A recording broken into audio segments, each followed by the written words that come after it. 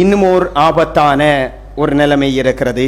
அல்லாஹ் பாதுகாக்க வேண்டும். மிக மிக ஆபத்தான இந்த சமூகத்திற்கு வந்திருக்கிற ஒரு எச்சரிக்கை சமிச்சையாக இதை எடுத்துக்கொள்ளலாம்.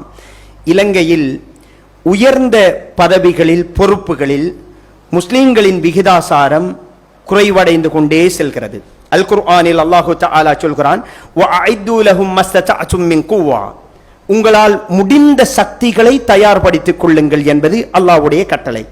நாங்கள் இந்த புதிய அரசாங்கத்தில் அமைச்சரவையில் ஒரு முஸ்லிம் கிடைக்கவில்லை என்பதனால் எல்லோரும் நியாயமான கோபத்தை வெளிப்படுத்தினோம், எழுதினோம், பேசினோம். நியாயமானதுதான்.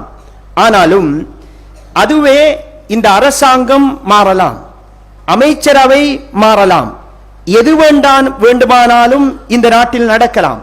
ஆனால் ஒரு பதவியில் ஸ்டாஃப் ஆபீசர்ஸ், SLAs, ஒரு பொறுப்பிலே ஒருவர் இருத்தல் என்பது மாற்றத்திற்கு உட்படுவது அல்ல, அது நிரந்தரமானது.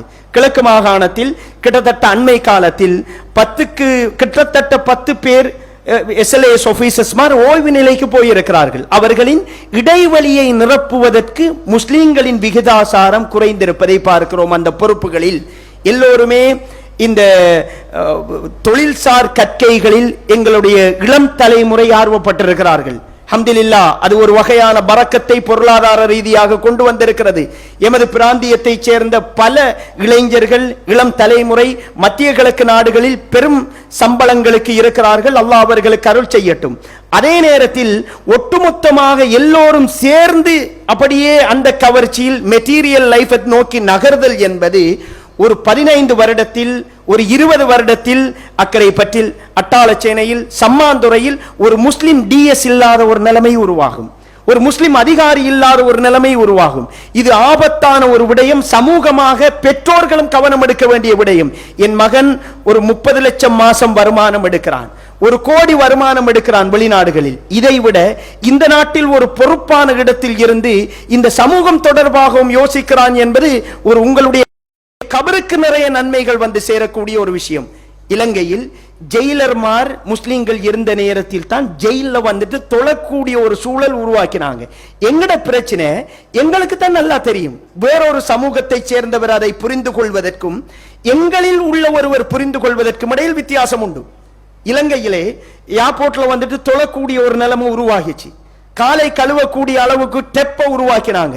முஸ்லிம் ஒருத்தர் அந்த இடத்துக்கு போனதால அவருக்கு அந்த தேவை வழங்குது.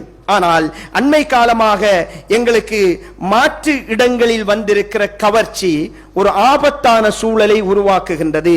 திறமையான மாணவர்கள் இந்த தீனுக்காக, இந்த சமூகத்திற்காக உங்களை அர்ப்பணியுங்கள். இதை ஒரு மறுமைக்கான தேடலாக சில நேரங்களில் அசௌகரியமாக இருக்கலாம், வருமானம் குறைவாக இருக்கலாம், பெரும் வசதியான வாகனம் இல்லாமல் இருக்கலாம். ஆனால் இந்த சமூகத்திற்காக அதை தியாகம் செய்யுங்கள். அல்லாஹ் உங்களுக்கு வழங்கி இருக்கிற அந்த கெட்டித்தனத்தை இந்த சமூகத்தை சுமப்பதற்கு பயன்படுத்துங்கள். இல்லாவிட்டால் ஒரு 15 வருடத்தில் அல்லாஹ் பாதுகாக்க வேண்டும், மிக மிக மோசமான ஒரு சூழ்நிலைகளை நாங்கள் சந்திப்போம் என்பதை புரிந்து கொள்ள வேண்டும். குறிப்பாக ஸல்லல்லாஹு அலைஹி வஸல்லம் அவர்கள் எல்லா நபி தோழர்களையும் ஒரு இடத்துக்கு அழைச்சிட்டு போக மாட்டாங்க.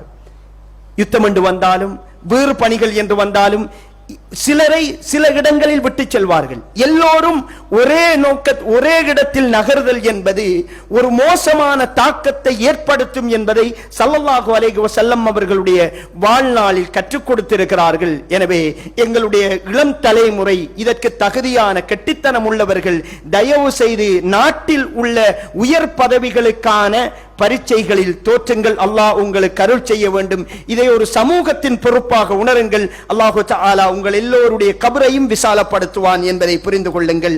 இன்றைக்கு வியாபார சமூகம்